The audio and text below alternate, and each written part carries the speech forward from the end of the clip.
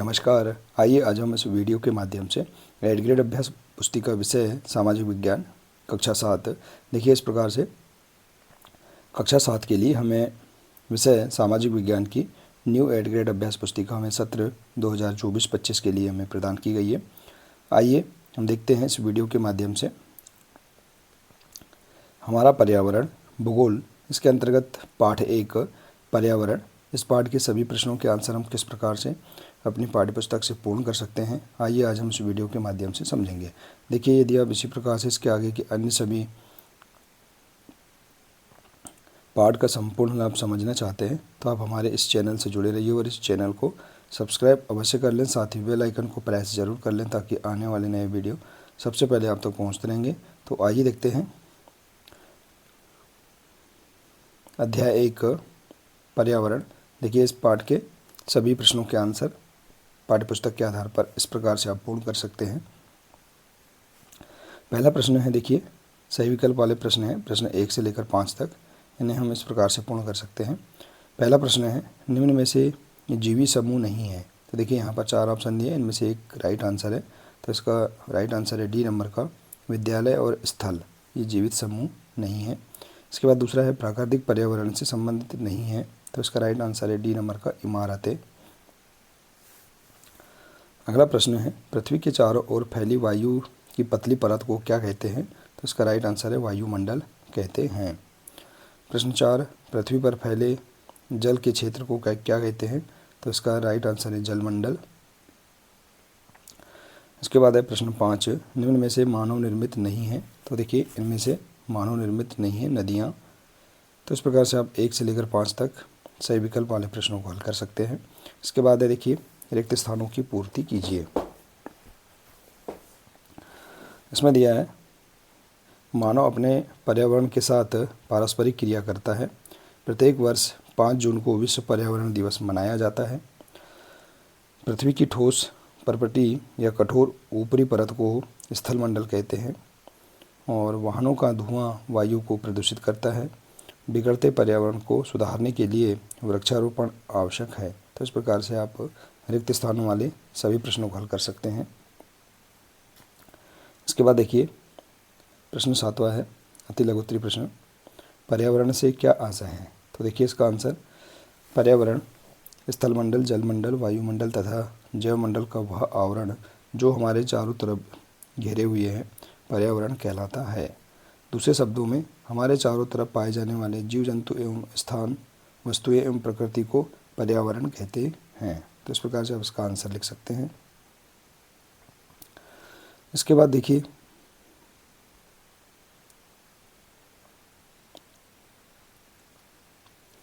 अगला प्रश्न है, प्रश्न 8वां, पृथ्वी की ऊपरी परत किन किन चीज़ों से बनी है। तो देखिए इसका आंसर, पृथ्वी की ऊपरी परत हल्की चट्टानों से बनी है जिसमें सिलिका और ऑक्सीजन की प्रधानता है।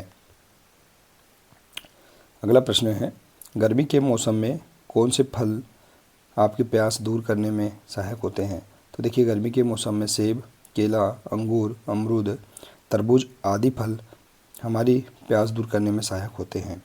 इसके बाद अगला प्रश्न, प्राकृतिक पर्यावरण का निर्माण करने में कौन कौन से घटक सहायक होते हैं। तो देखिए प्राकृतिक पर्यावरण का निर्माण करने में भूमि, जल, वायु, पेड़ पौधे एवं जीव जंतु आदि घटक सहायक होते हैं।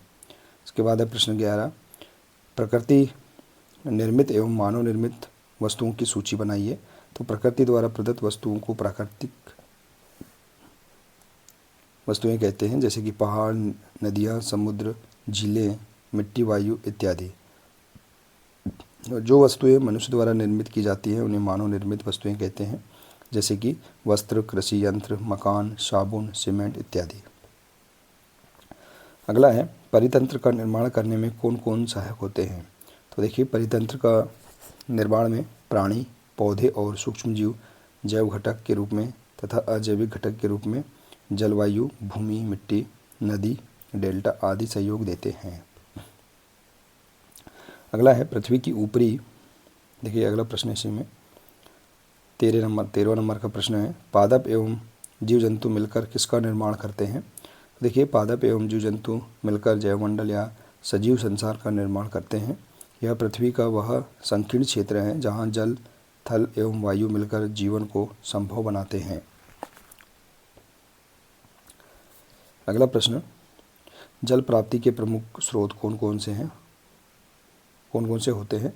तो जल प्राप्ति के प्रमुख स्रोत हैं नदियाँ, झीलें, झरने, तालाब, समुद्र, कुएं, हैंडपंप, झील और महासागर इत्यादि।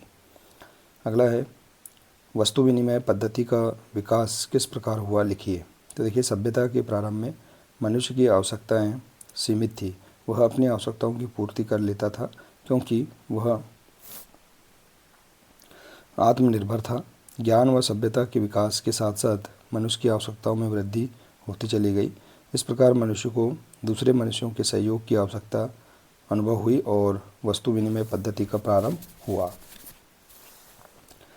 इसके बाद देखिए, अगला है, पर्यावरण को हमारे जीवन का मूल आधार क्यों माना गया है?